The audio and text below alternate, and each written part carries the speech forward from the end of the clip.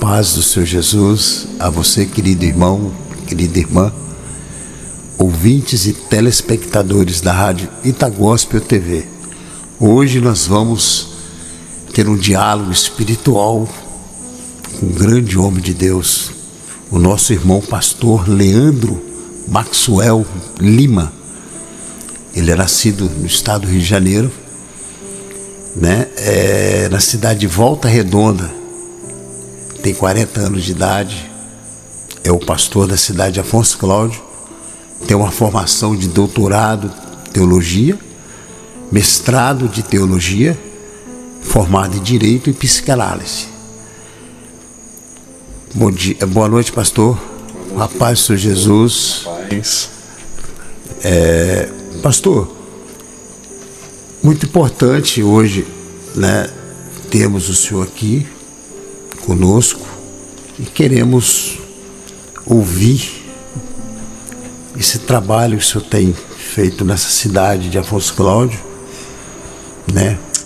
a Igreja Batista de Afonso Cláudio. E nós vamos entrar num tema do crescimento da igreja. Eu queria que o senhor falasse, senhor, qual é a visão que o senhor tem empregado da Igreja Batista de Afonso Cláudio. Boa noite, querido pastor Luiz, é um prazer estar aqui com você, com seus ouvintes, é um privilégio, na verdade, com toda certeza, de alguma forma, a boa mão de Deus me trouxe até aqui, e eu me sinto, assim, realmente privilegiado por esse momento, tá? Então eu desejo prosperidade para vocês que nos escutam, eu desejo sorte de bênçãos, que desejo que essa rádio alcance a cada vez mais os lugares, não somente aqui no Brasil, mas lugares mais ermos do nosso planeta. Então que esse podcast possa chegar em lugares que a gente nem imagina. Bom, deixa eu falar um pouquinho sobre a visão de crescimento que Deus tem nos dado, que é uma visão bíblica neotestamentária. A gente trabalha a ideia da visão celular hoje como sendo a visão modelo para a nossa igreja, mas é a visão que Jesus Cristo trouxe sobre a igreja de Cristo, sobre a igreja dele. Ele começou uma célula com 12 homens. Se a gente analisar, os homens não eram perfeitos, vocês conhecem muito bem, sabem a realidade de cada um deles. Alguns eram impetuosos, outros eram muito comedidos, alguns eram assim mais achegados a Jesus Cristo, outros já eram mais de colocar Jesus no fogo, como Pedro. A grande verdade é que Deus escolhe homens para levar a sua palavra, e essa iniciativa de Cristo de escolher homens para que pudesse transmitir a palavra para outros homens, que assim então ia transmitir para outros, chegou até nós.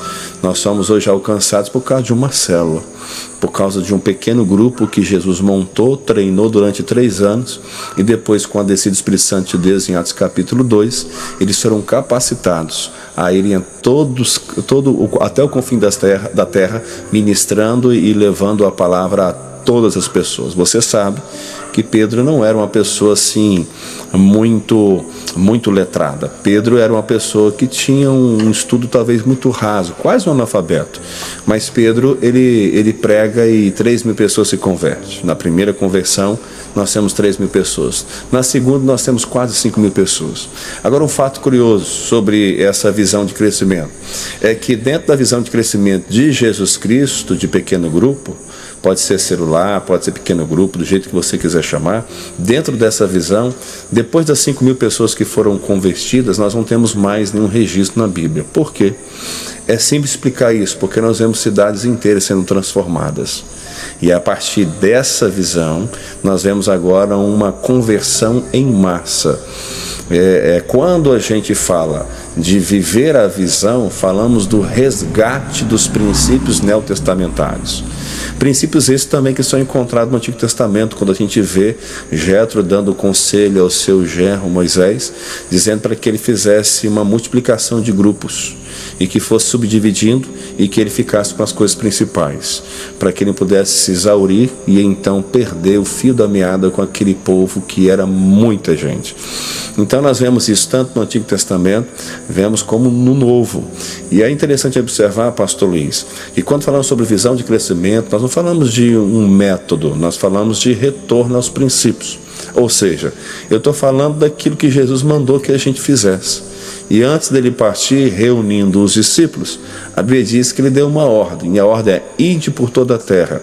Agora, o que vem depois disso?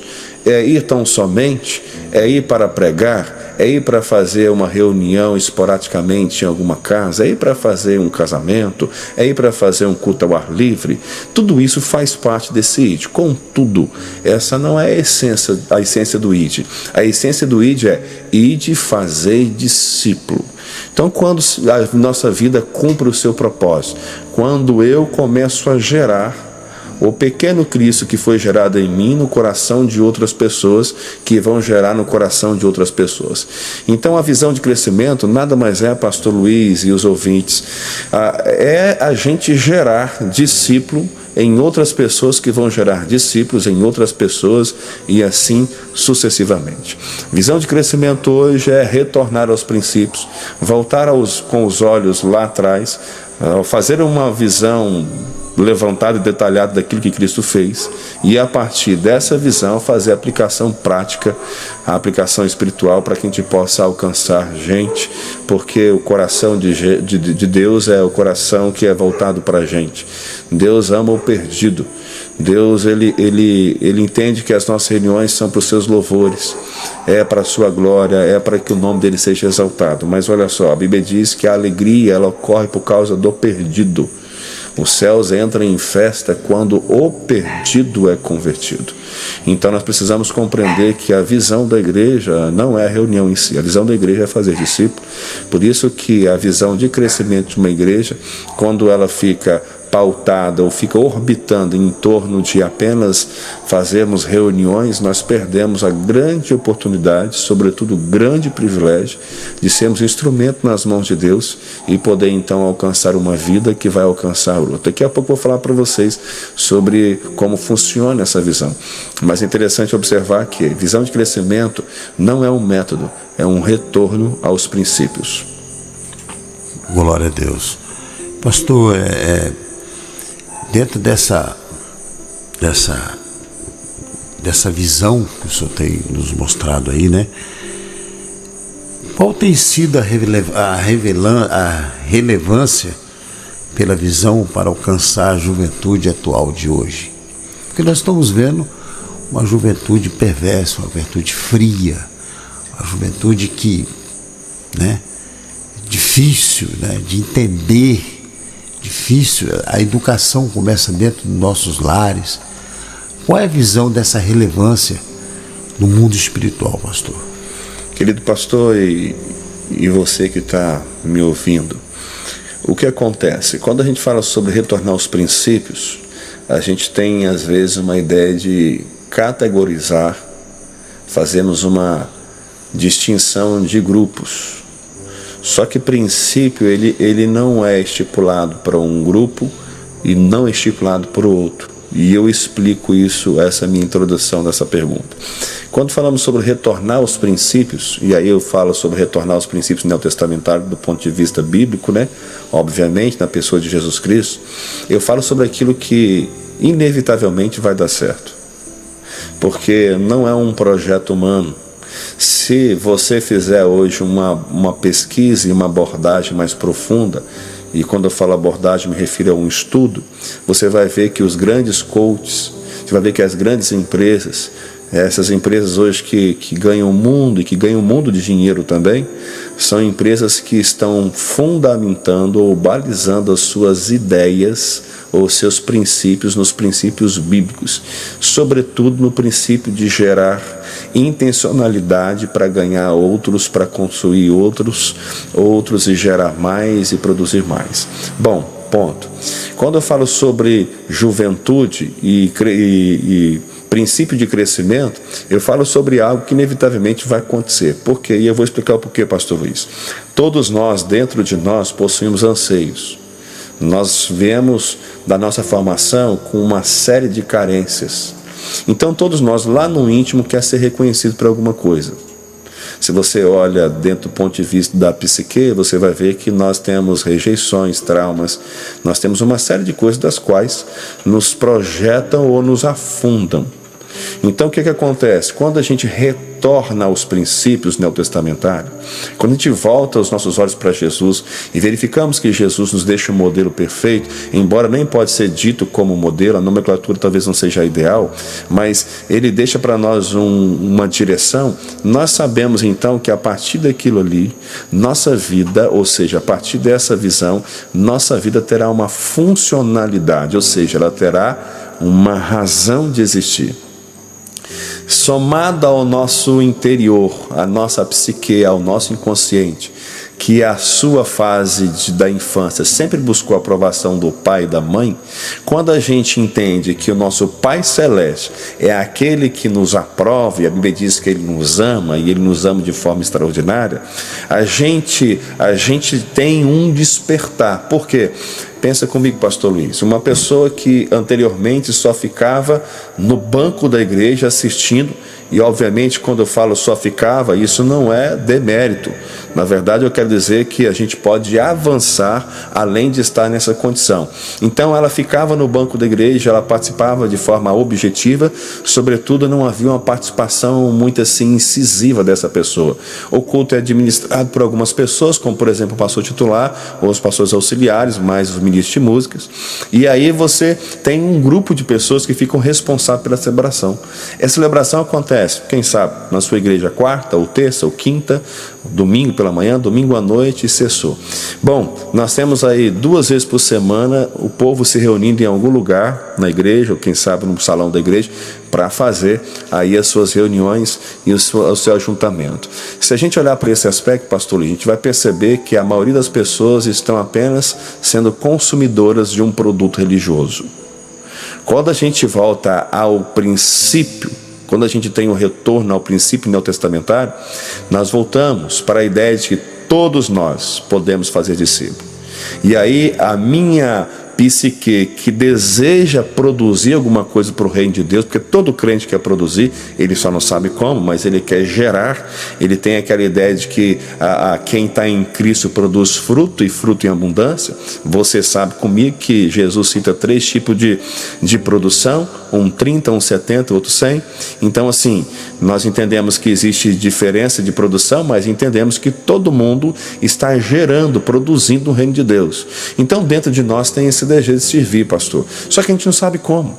Quando a gente aplica a visão do retorno aos princípios à igreja, todo mundo fala assim, opa, é claro, obviamente as pessoas podem ficar com receio e medo, porque é um negócio novo, mas eles falam assim, opa, agora eu posso fazer alguma coisa para o reino. Aí você imaginou, pastor Luiz, você que não é pastor, no meu exemplo, você que é um membro, vamos colocar assim, comum da igreja, se tornou um líder de célula, começou a discipular uma pessoa, aquela pessoa se converteu, você levou ela para o batismo e participou do batismo dela. Que alegria! Que alegria o nosso coração sentirá quando isso acontecer. Nós que somos pastores que batizamos pessoas com frequência, nós sentimos um gozo, uma alegria, assim, sem forma da gente descrever. Agora você imagina a pessoa, pastor, que nessas condições ele voltou os seus olhos aos princípios neotestamentários e agora ele está aplicando e ele está gerando discípulos. Então o jovem, quando ele entende a visão, e aí a igreja, quando toda a igreja, e aqui está o segredo da visão celular, aqui está o segredo ao retorno aos princípios neotestamentários, quando toda a igreja entende a visão, todo mundo fala uma só linguagem. E aí o jovem é estimulado a também fazer parte da linguagem, da visão da igreja, por conta dessa linguagem que é o tempo todo difundida. E o curioso, pastor, é que nós temos células multiplicando a juventude, e se a gente for computar, multiplica mais do que a célula dos adultos, porque eles têm uma maneira muito peculiar deles de se reunirem. E aí, embora o estudo seja direcionado, a palavra seja direcionada, tudo seja direcionado, a forma como eles se reúnem é com mais intensidade, é com mais alegria, com mais prazer. Então, o retorno aos princípios neotestamentários, ou seja, a visão celular ou de pequeno grupo, dá oportunidade para aqueles que não tinham voz poderem agora compartilhar, abrir o seu coração num pequeno grupo, numa célula. Nós estamos falando de um pequeno grupo de 10, 15 pessoas, e essas pessoas estão ali ali reunindo toda semana, e aquela pessoa vai ganhando confiança até que um dia ela abre o coração. E aí nós temos pessoas que acolhem aquela pessoa, que cuidam daquela pessoa, e é um cuidando do outro. Então o jovem é altamente atingido, no sentido bom dessa palavra, pela essa visão de crescimento da igreja, que é o retorno aos princípios neotestamentários na visão celular. É verdade. Pastor, eu gostaria também de abordar um assunto que eu acho que mexe, e qual o pensamento do Senhor sobre a estrutura da igreja, a forma básica do governo da igreja de hoje? O que o senhor pode ilustrar essa palavra? Bom, pastor, se a gente pegar o modelo convencional ou tradicional, seja ele de qual denominação que for, nós vamos entrar num colapso, porque a gente está percebendo que o mundo evoluiu. Nós temos hoje uma discrepância. Nós temos de 50 anos para trás, começando agora no marco agora para trás, nós teríamos aqui hoje gerações que tomaram um choque cultural pela evolução. De mais ou menos uns 30 anos para cá, nós tivemos a evolução da máquina, tivemos a evolução da ciência, da internet. Então nós temos hoje uma evolução muito abrupta, ou seja, ela foi repentina, ela entrou e chutou a porta e ela se instalou. Só para a gente constatar, nós estamos usando hoje esse meio de comunicação, que é aqui num podcast. Então nós estamos vendo aqui essa mudança muito repentina. Então a estrutura hoje que a gente vê, que ela não consegue se adaptar aos moldes atuais, nós teremos dificuldades amanhã. Por quê? Porque aí nós voltamos à ideia da juventude, mas não somente os jovens, estamos falando da criança também. Nós estamos falando de criança hoje que é capaz de pegar um telefone e de abrir e de montar, de criar numa velocidade que talvez você e eu não vá conseguir. Então nós estamos falando de um mundo que as informações são aceleradas e elas mudam constantemente. Então a estrutura hoje da igreja que a gente conhece, ela precisa ser reformulada. E como é que a gente vai fazer isso? Continuo falando sobre a ideia do crescimento ao olhar para os princípios. A gente tem que retornar aos princípios, porque nós não discutimos modelo, nós discutimos princípios. Princípio tem que ser a base. Modelo pode ser adequado, a gente pode ampliar, a gente pode subtrair, a gente pode mudar, a gente pode fazer o que for necessário. Agora a gente não pode negociar princípio. Quer ver um princípio? A Bíblia é a nossa revelação, e ela é a revelação única, é ela que nos conduz, é ela que nos direciona, é através dela que nós vivemos. Isso é um princípio, nós não vamos negar nunca isso. A gente não precisa nunca nem questionar ou nem falar sobre esse assunto, porque é o nosso princípio. Nós temos hoje um ataque à palavra de Deus, mas nós não vamos negar. A Bíblia será sempre o nosso princípio de fé e de regra e de prática. Agora, a forma como a Bíblia é pregada hoje, a gente pode talvez criar ambientes e meios para que a Bíblia seja mais compreendida a muitas outras pessoas. Não deturpando o seu texto, não é disso que eu estou falando. Eu estou falando da exposição do próprio texto.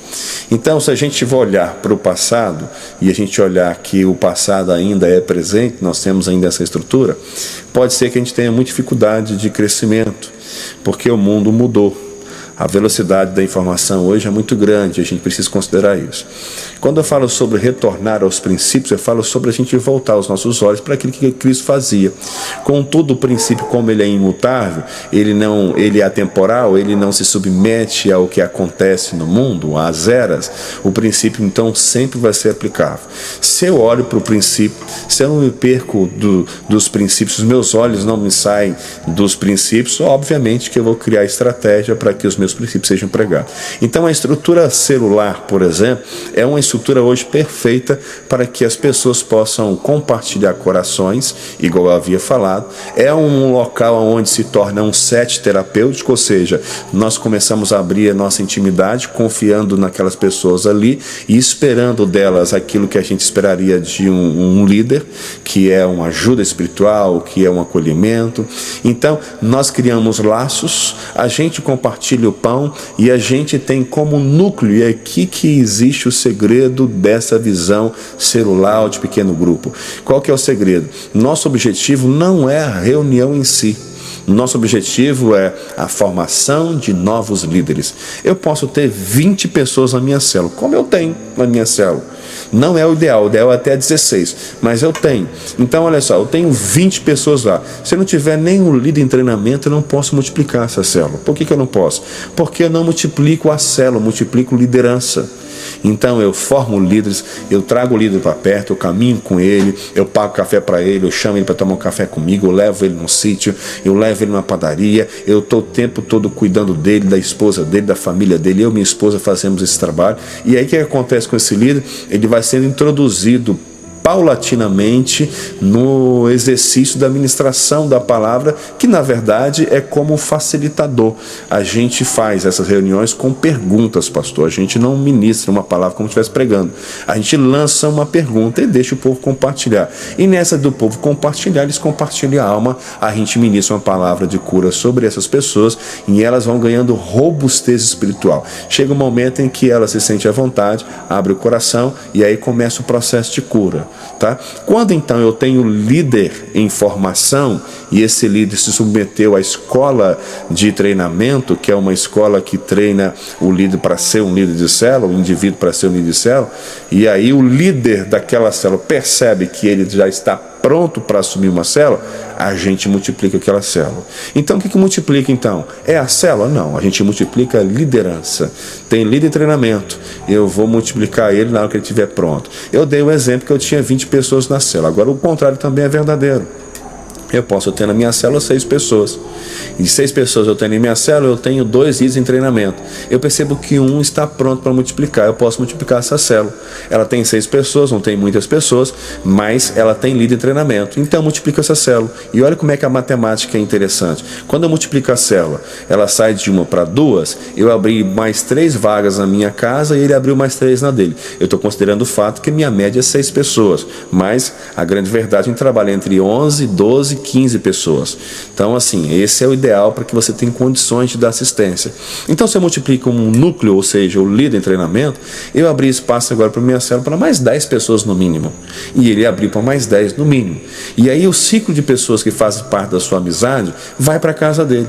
E eu vou chamar outros amigos que não podiam vir, porque talvez naquele contexto ali não tinha espaço. Não é o caso desse último exemplo, mas do anterior é de 20 pessoas. Então, se eu multiplico com a pessoa, vai 10 para ele e eu fico com 10, então tem mais 10 lugares em tese.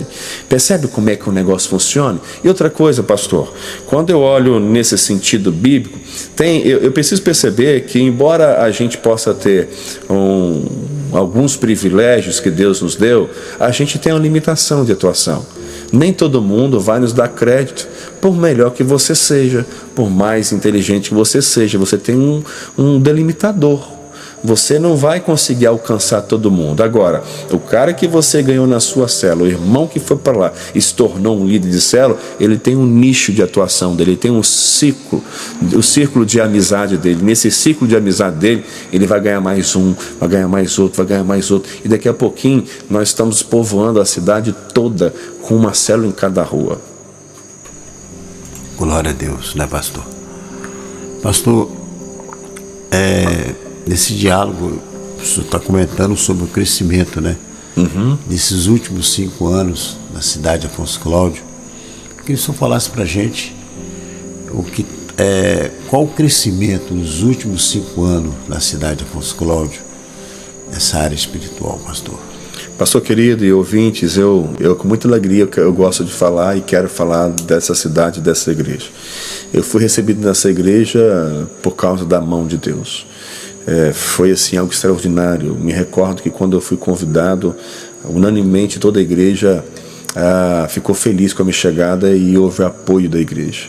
Era uma igreja completamente conservadora e ela é conservadora nos princípios. Eu quero que fique bem frisado isso. A gente não negocia princípio, a gente não negocia a palavra de Deus. Nunca faremos isso. Mas era uma igreja que tinha algumas crenças limitantes. O que é crença limitante? Eu não posso isso, eu não posso aquilo, eu não vou chegar aqui, eu nunca vou alcançar isso.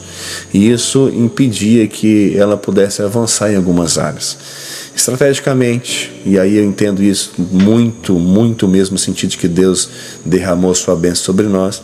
Ele foi permitindo que a gente fosse conhecendo a visão do retorno aos princípios, e a implementação e a implantação dessa visão foi nos dando ao longo do tempo a capacidade de nós entrarmos de forma muito mais assim incidente na vida da comunidade de Afonso Cláudio. E quando me refiro à comunidade, me refiro à cidade de Afonso Cláudio. Hoje a igreja, ela sempre foi muito relevante, mas hoje a igreja ela tem uma atuação de forma muito poderosa na cidade, pela graça e favor de Deus e por causa da visão que Deus nos deu de retornar aos princípios. Nós temos um lema que é Afonso Cláudio para Jesus. Nós queremos ganhar uma cidade. E qual que é o nosso marco, a nossa diretriz, a nossa bússola? Nós queremos, querido ouvinte e você que me assiste, a gente quer estabelecer uma célula em cada rua dessa cidade. Então nós falamos hoje de uma média aí de 20, 25 mil pessoas sendo alcançadas pelo poder de Deus. A cidade tem mais, né? Pastor, o senhor falando aí sobre a igreja, eu estou visando a igreja família, né?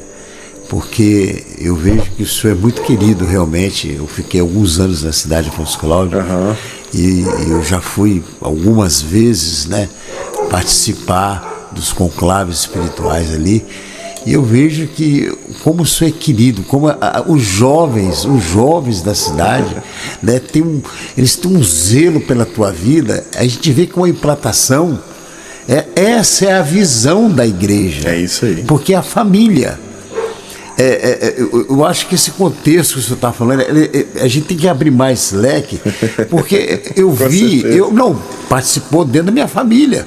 O meu filho, ele foi convertido pela tua vida.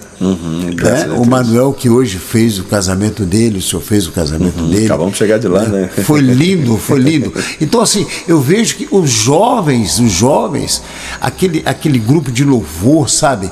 Eles têm, assim, uma adoração que representa a família de Cristo. Eu sei que não é segredo e nem técnica, mas assim, essa visão que o senhor quer mostrar, que a igreja, entendeu? Ela vem desde a igreja primitiva. Isso. Como é que é isso, pastor? Explica pra gente. Essa visão, ô querido pastor, nada mais é do que uma replicação, um retorno, uma repetição daquilo que Jesus fez. Então, olha só, nós estamos falando de 3 anos da igreja sendo treinada, 3 anos de discípulos sendo treinados. A igreja de Cristo veio e ela surgiu através dos discípulos. Você sabe que os discípulos, até o capítulo 9 de Atos, eles fazem até então a disseminação da palavra, no bom sentido dessa palavra, por todo lugar. Ali em Samaria, ali em Israel, aí na Judéia. Então eles ficaram concentrados ali. Depois Paulo vem e Paulo ganha os confins da terra. Paulo se torna o apóstolo dos gentios. Então você percebe o seguinte: nós temos uma igreja que a base do modelo dela é, se não outra coisa, a ministração individual, o cuidado individual, é o amigo de jugo, é o que vai compartilhar com você e ao mesmo tempo que vai permitir que você compartilhe com ele. Então Jesus ensinou para nós que o evangelho é prática, ele é praxis, ou seja, ele é atuação no dia a dia. Evangelho não é retórica, evangelho não é conhecimento, evangelho não é esse tipo de crescimento que é um crescimento individual e também pode ser considerado até coletivo. Ele é bom, ele agrega. Contudo, o evangelho está na vivência. Eu só consigo ser um cristão se eu viver a vida de um cristão, se eu viver intencionalmente. Então, essa ideia da igreja primitiva é a ideia da igreja de Cristo. A igreja de Cristo crescia, e você via ali naqueles textos que haviam uma disposição, inclusive, para abrir mão de bens que eram exorbitantes os valores. Pastor, exato, assim, eu quero que o senhor fala para a gente agora. Eu não quero assim, eu não quero atropelar esse raciocínio, mas ele está dentro. O contexto, o resultado positivo do envolvimento nessa comunidade da sua igreja local de Afonso Cláudio. Qual tem sido esse resultado dentro da família? Eu tenho certeza que se eu chegar lá, qualquer um chegar lá, eles vão ter essa resposta positiva. Com certeza. Então, cite alguns resultados positivos, né, desse envolvimento que o senhor tem praticado, que Deus tem te usado, né, da sua igreja local. Então, como eu estava dizendo, eu vou só concluir aquele raciocínio. Então, a igreja primitiva, ela nos dá toda a diretriz, ou todas as diretrizes para a gente seguir a direção e o modelo daquilo que é a igreja que Cristo veio implantar. Então, o modelo dele é muito simples. Você ganha mais um, que ganha mais um, que ganha mais um, que ganha mais um, e esses vão ganhando. A gente não para de ganhar. Enquanto a gente vive, a gente ganha. Só para ter uma ideia, pastor, se cada membro de igreja se comprometesse para ganhar um por ano, a igreja seria o dobro no final do ano. E ela seria desafio, o dobro, né? Depois. É um desafio, né? Mas por que a gente não ganha? Porque no ano 300, quando a gente tem ali a inserção do governo, né, do poder público dentro da igreja, dizendo que a igreja, por exemplo, poderia se reunir aos domingos, que já não havia mais perseguição, Constantino vem e ele cria uma comodidade. Quando foi que a igreja cresceu, ou mais cresceu? Quando ela estava sendo perseguida. É meio estranho, né? As condições são adversas, mas é justamente nessas condições adversas que a igreja mais crescia. Quem é que fazia a igreja crescer? Eram os pastores, os presbíteros? Não. Esses participavam do crescimento da igreja. Quem fazia a igreja crescer era o crente comum, que por onde ele passava, ele falava de Cristo. Ele sendo perseguido, ele falava de Cristo. Então Roma perseguiu os cristãos. Então, assim, você vê eles fugindo, há um êxodo, e esse êxodo todo que existe vai levando a palavra de Cristo por onde eles vão. Então você percebe que a igreja de Cristo é uma simplicidade em gerar Jesus no coração do outro, que vai estimular esse outro que recebeu agora Jesus, gere também no coração do outro. Coisa boa a gente compartilha. Então o crente não pode deixar de ter a intencionalidade de gerar Jesus no coração do outro. O que acontece? Quando eu tenho essa premissa estabelecida na minha vida, eu consigo compreender o que está acontecendo hoje em Afonso Cláudio. A igreja, ela tem caído na graça do povo, e isso é extremamente importante, porque uma igreja, ela pode ter muitos aparatos, ela pode ter ferramentas, inclusive ferramentas de materiais como essa que nós usamos aqui, mas ela não tem a graça do povo. Se ela não tem a graça do povo, ela não tem relevância. Por que ela não tem relevância? Ela é uma igreja que tem toda uma infraestrutura, tem todo o know-how, mas é como um elefante branco, não produz vida. E a gente precisa entender que cair na graça do povo é um dos requisitos da igreja de Cristo. E agora, como é que a gente faz isso? Com boa música, com boa pregação? Isso é parte. Mas, sobretudo, a gente precisa ter a ideia de que a minha vida precisa ser intencional para ganhar a vida do outro. Então, quando eu me preocupo com o outro, no mundo tão assim indiferente, apático como esse nosso, o outro começa a perceber que ser crente é uma coisa boa, porque aquele crente deu voz, ou deu a audição, o ouvido à sua dor. E aí então ele consegue entender que ser crente é uma bênção, é diferente. Então a igreja Batista Afonso Cláudio hoje, ela tem, através das famílias, sido muito, muito persuasiva na comunidade. Hoje não salva só um membro assim, o filho e a mãe não vêm, ou a mãe e o pai não vêm. Lógico, tem esses casos, mas olha só, eu tenho batizado lá famílias inteiras. E isso que é extraordinário, porque até alguns anos atrás a gente batizava o garoto e a mãe e o pai não, vinha para assistir. A gente batizava a mãe e o marido não vinha. A gente batizava o marido e a mulher não vinha, os filhos não vinham. Então olha só, agora a gente tem batizado, entra no tanque de batismo a família inteira, e a gente celebra uma grande festa. Por quê? Porque é uma quebra de paradigma. A gente anteriormente só batizava um ou outro. Tinha muita gente no batismo? Tinha. Mas só que a gente estava batizando apenas a mãe, o pai ou o filho, né? Então assim, agora isso mudou. Por que mudou? Porque mudou a visão, irmãos. Quando a gente tem uma visão de ganhar uma cidade, quando nossa mentalidade não é presa aqui nessa terra, nós começamos então a usar os nossos talentos, usamos nossos recursos, usamos a nossa saúde, usamos os nossos bens, usamos aquilo que a gente possui, que Deus nos deu, para que a obra do Senhor seja pregada. E é por isso que hoje nós temos visto bons resultados em Afonso Cláudio. A igreja tem crescido, ela dobrou, mesmo com a pandemia. Nós tivemos assim, nós temos uma outra igreja, mesmo com a pandemia. Nós já batizamos mais de 300 pessoas.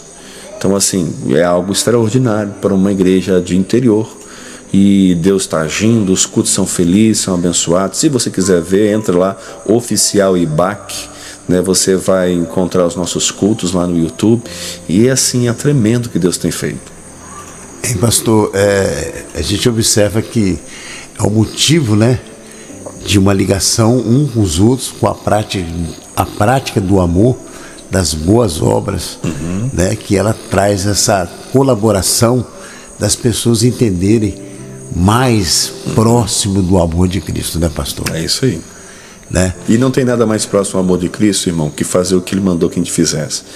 Jesus não mandou a gente fazer outra coisa senão fazer discípulo. Você não vê Jesus mandando você fazer nada a não ser discípulo. Então, olha só, você vai pegar lá Paulo dizendo, prega a palavra a Timóteo. Paulo fala sobre pregar a palavra, Jesus manda fazer discípulo. Então a gente vê Jesus dando a orientação e falando para nós que uma vez que façamos os discípulos, Ele estaria com a gente até a consumação do século. Glória a Deus. Tá aí, você acaba de participar ao vivo conosco aqui, né, esse bate-papo espiritual de uma grande relevância, né, que tem nos ensinado. Quero agradecer a Deus, a vida do pastor Leandro. Eu que agradeço. E o pastor pode deixar as considerações finais aos nossos ouvintes, né? Em nome de Jesus, fica à vontade, pastor. Querido pastor, querido ouvinte, eu quero agradecer vocês por esse tempo que vocês dedicaram para mais esse crescimento espiritual. O meu desejo, sinceramente falando, é que a gente possa encontrar no Rio de Janeiro, ganhando daqui para lá e ganhando daqui até na Bahia, vidas sendo transformadas. Eu não tenho nenhuma pretensão e nem arrogância, altivez de imaginar que eu serei o mentor disso. Mas eu acho que quanto mais igrejas se envolverem na visão de retornar aos princípios, mais municípios vão sendo impactados pela glória de Deus, mais gente vão sendo salvas, nós teremos restauração da família, restauração do jovem, restauração dos casamentos, teremos aquilo que a Bíblia diz, a visão sobre os idosos. Então nós teremos condições de avançarmos e ganharmos mais. O grande X dessa questão é a gente compreender que nós fomos salvos não para que passemos a ser consumidores de um culto religioso ou de um momento religioso, mas nós fomos salvos para que a nossa vida pudesse gerar outros discípulos. Quando chegarmos no céu, Deus não vai perguntar para nós quantos cultos nós participamos, não vai me perguntar quantos sermões eu preguei, não vai me perguntar quantas Páscoas eu fiz, quantos Natais eu fiz. Nenhuma das festas que eu faço, nenhuma das coisas que eu produzo na igreja, Ele não vai me perguntar.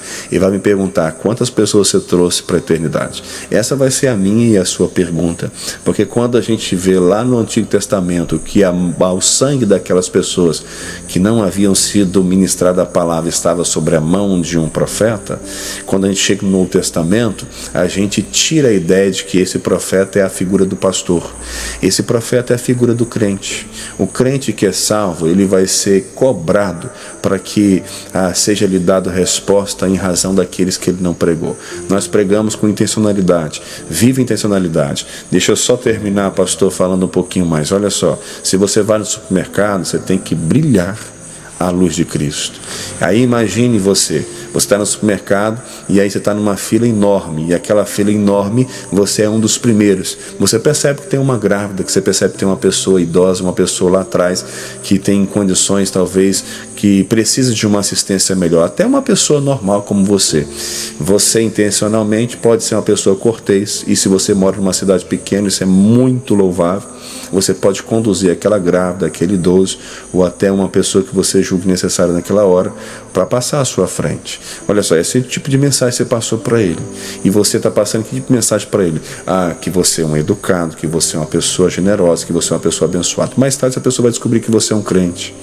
E ele vai fazer uma ligação automática, dizendo, opa, aquele rapaz é assim porque ele tem Cristo na vida dele. Eu também quero isso para mim. Quem sabe um dia essa pessoa não chega na célula da sua igreja, quem sabe até na sua própria célula, e aí essa pessoa pode até dar um testemunho disso.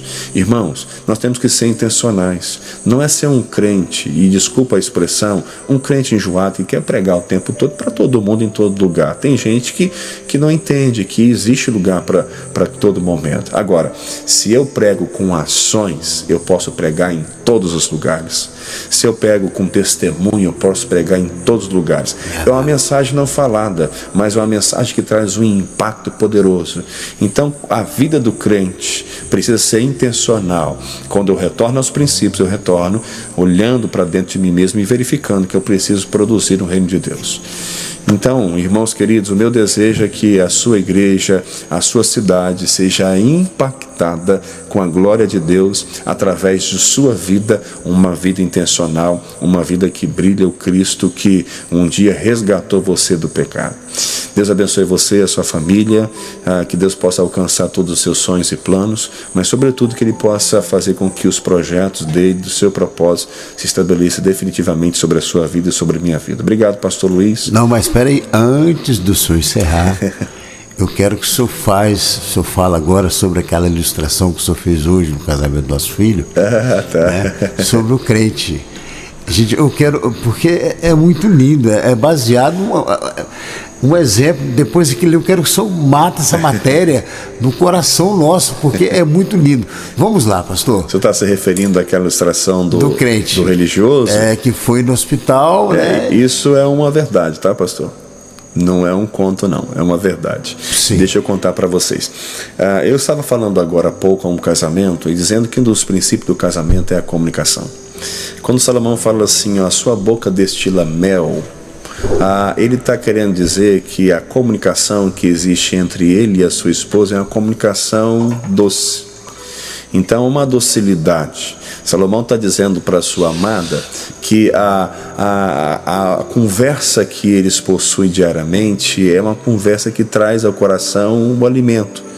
Então a comunicação é extremamente necessária para que um casamento seja feliz. Para mim é um dos princípios mais fundamentais depois da presença de Deus. Sem comunicação a gente não consegue avançar no relacionamento e nem nenhum outro relacionamento. Então a gente precisa entender que a comunicação é fundamental. E agora tem um ponto importante sobre comunicação. Comunicação não é o que a gente fala, mas é o que o outro entende. Então eu posso, por exemplo, tentar aqui de várias formas tentar acessar o seu coração do outro lado da tela, tentando levar você a acreditar, com base bíblica, que viver de forma intencional é a coisa mais próxima daquilo que Deus quer de nós. Mas quem sabe você não entendeu isso. É possível que talvez você não tenha me compreendido, e aí você precisa talvez passar pelo treinamento para entender melhor.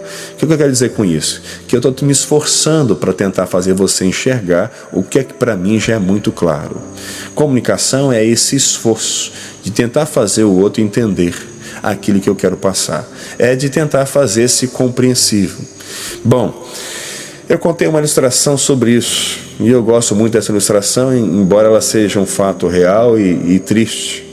Havia um religioso, e eu não falo quem é esse religioso, porque pode haver talvez uma dificuldade no plenário, mas havia um religioso que ele foi visitar uma ovelha.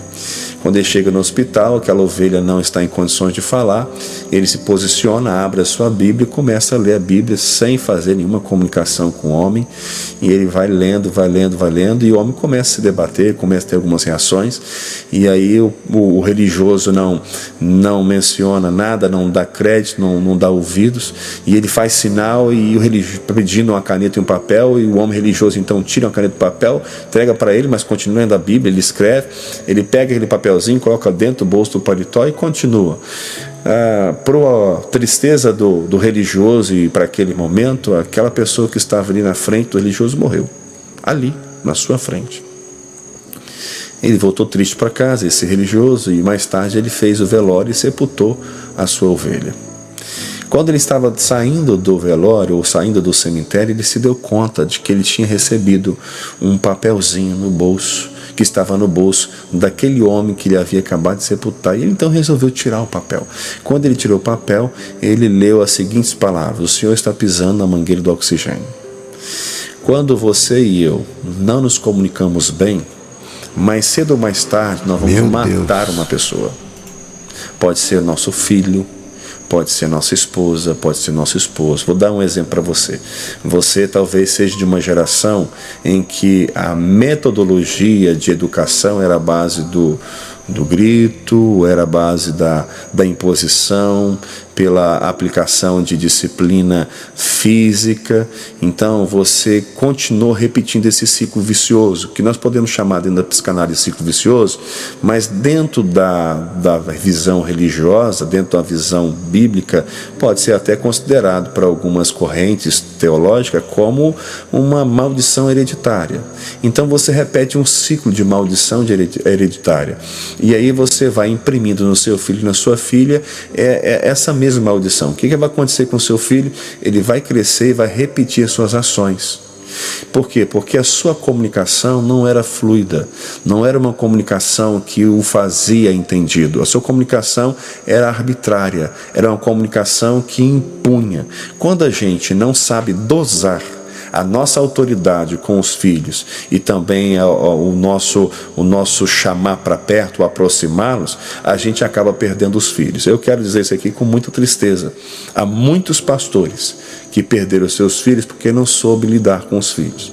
Queria se mostrar, e eu faço com muito respeito aos pastores, mas queriam se mostrar totalmente seguros da sua autoridade diante da igreja, que eles acabaram por castrar os seus filhos no sentido figurado, ou seja, eles tolhiam, cortavam a liberdade deles. Quer ver um exemplo? O filho não podia, por exemplo, andar ou correr na igreja. Você já viu muito disso, sabe? E eu vou fazer um adendo aqui. Quando a gente voltou da pandemia, nós ficamos um tempo online. Nossa igreja já tinha anteriormente trabalhado essa ideia de transmissão. Quando chegou a pandemia, nós estávamos tirando de letra. Por quê? Porque a gente já tinha transmissão. Quando a gente voltou da pandemia, a gente teve a liberação dos adultos. Crianças e idosos foram proibidos. Não sei se você lembra disso. Eu fazia culto para os adultos na igreja. Muita gente começou a voltar. A igreja começou a encher novamente. E estava dando muita gente na igreja. Mas vou dizer uma coisa para vocês de coração mesmo. Não eram cultos felizes. Sabe por quê? Não tinha uma criança para fazer uma baguncinha. Quando elas voltaram, a gente fez uma festa. Por quê? Porque a ausência do barulho das crianças tornou o culto uma coisa estranha. Quando a gente começa a abrir o leque, entende que criança é criança e que ela vai pular, que ela vai brincar, que ela vai correr e que isso não interfere na adoração a Jesus Cristo, que pelo contrário, isso agrega valor, porque há felicidade. Minha filha, por exemplo, quer ir no prédio da igreja todos os dias. Ela acha que tem que ir todos os dias. Por quê? Porque ela gosta de estar ali na igreja. Ela tem o prazer de estar ali. Agora escuta, tem criança que não quer botar o pé na igreja. Não na nossa, mas tem igrejas que tem crianças que não querem botar o pé na igreja. Por que não quer botar? Porque tem que ficar sentado o tempo todo. São castradas, não pode isso, não pode aquilo, e aí a gente vê esse monte de coisa acontecendo. Vou falar uma coisa para vocês: quando falta comunicação com os nossos filhos, nós perdemos os filhos. Quando falta comunicação com a nossa esposa, a gente perde a nossa esposa. Quando falta comunicação com o esposo, a gente perde também o esposo. A comunicação é oxigênio para os relacionamentos. Quer ter uma vida produtiva? Saiba se expressar, saiba falar, seja educado, entenda que existem limites da sua atuação, vá até onde é o seu limite, respeite o próximo, seja empático, tenha consideração pelas pessoas, e certamente Deus vai usar toda essa sapiência, essa inteligência que você já tem para que outras pessoas sejam alcançadas. Então, comunique-se bem. E comunicar-se bem é fazer entendido, né? Fazer esse entendido é realmente ser uma pessoa que explica e mostra o que realmente vai no coração. Pastor, e hoje eu estou com 59 anos, estou baseando nessas lindas palavras que o senhor está falando aí, que é uma realidade, e hoje, todos os dias, eu tiro um papel desse do meu bolso. Aí tem um recado desse, o que eu deixei de fazer. Uhum. Quantos papéis que nós colocamos no bolso e deixamos para olhar amanhã? É verdade. Né, pastor? Boa aplicação. Eu olho hoje, eu estava até comentando com o empresário, meu amigo Bruno, né, presidente do supermercado União de Itaguaçu, estava falando para ele que é igual a liberdade, né? A liberdade você tem 10 mil metros. Mas não sempre lembramos que desses 10 mil metros, quem te deu a liberdade, ele marra 10 metros no tronco. E você fica rodando em volta dele. Se você extrapolar além dos 9.990, você vai ser fisgado. Mas se você saber utilizar esses 10 mil metros em volta dele, você vai ter uma vida toda de liberdade. Eu quero dizer que hoje, quando eu olho o meu passado de hoje, são muitos papéis que eu olho e deixei de fazer, né? Que nós deixamos de fazer. Então a igreja de hoje, ela cada dia mais, eu vejo assim, essa falência de sabedoria dos próprios pastores, que o senhor acabou de falar agora, não é julgar ninguém, mas é um pequeno raciocínio de olhar. Até Jesus falou, né, pastor? Né? Olhar nossas criancinhas, né? Deixa vir de mim, né? E com certeza. Tá bom, pastor. Muito obrigado pelo carinho. Eu que agradeço. Joia, vai ser um prazer deixar com o senhor para o senhor participar depois com eles. Você pode encontrar o Oficial Ibaque, que é o Instagram e também o canal da igreja. E você pode me encontrar lá, que é Leandro Maxwell Lima. Mas eu vou deixar direitinho para você ver, porque é escrito um pouco diferente e talvez você não vai encontrar, tá? Eu estou só no Instagram, também tem um... Mas vai ser editado e nós vamos colocar aí. Joia. E a gente então vai inserir para que vocês possam ter acesso. Vai ser um prazer te adicionar, te receber a essa comunidade e participar com você desse movimento que é de retorno aos princípios. Deus abençoe você e a sua casa. Deus te abençoe também, pastor Luiz, e a toda a sua família. Um abraço a todos os Afonso Claudenses, né? Obrigado. Deixa saudações para o seu povo lá. Fica à vontade. Povo lindo, estou aqui falando da nossa cidadezinha linda, amada. Vocês sabem da minha paixão por essa cidade e com toda certeza eu espero ver essa igreja rendida aos pés de Jesus. Esperamos mais oportunidade, as portas sempre estarão abertas. Obrigado, querido. Tá bom? Fica na paz, que Deus abençoe. O pastor vai encerrar uma oração e nós vamos entrar no ato do Senhor com a oração do pastor Leandro. Amém. Vamos orar.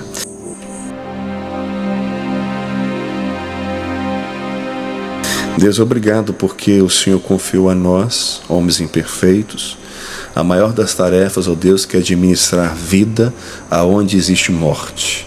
Por isso, ó Deus, hoje nós podemos olhar para aquilo que o Senhor nos chamou, para esse propósito, e nos orgulharmos, mas sobretudo, ó Deus, entendermos a grande responsabilidade que a nossa vida, ela precisa, ó Deus, gerar outro discípulo, que irá gerar outro e assim sucessivamente. Deus, desperta o nosso coração, não nos permita, ó Pai, ficarmos acomodados, é uma condição natural nossa, mas, Pai, em nome de Jesus, pedimos ao Senhor, Deus, libertação disso, coloque em nós uma inquietude, ó Deus, para ganharmos almas, para irmos, ó Deus, em busca do perdido, e o perdido não é o estranho. O perdido, ó Deus, é aquele que está do meu lado. O perdido é aquele que está na minha casa. O perdido é aquele que está na minha rua, meu vizinho. O perdido é aquele que passa comigo 8 horas no trabalho. Deus, nos dê estratégia, sobretudo, ó Pai, fogo no nosso coração para amar essas pessoas, para orar por elas e viver intencionalmente para alcançá-las, para a honra e glória do nome do Senhor. Eu louvo ao Senhor pelo privilégio de falar, ó Deus, dessa visão. E agradeço também ao Senhor pela vida do pastor Luiz, da sua família, Pai. Muito obrigado, Deus, pela minha também. Obrigado, Pai, pela Igreja Batista Afonso Cláudio. Nós oramos assim, no nome de Jesus. Amém e amém. Obrigado, povo lindo.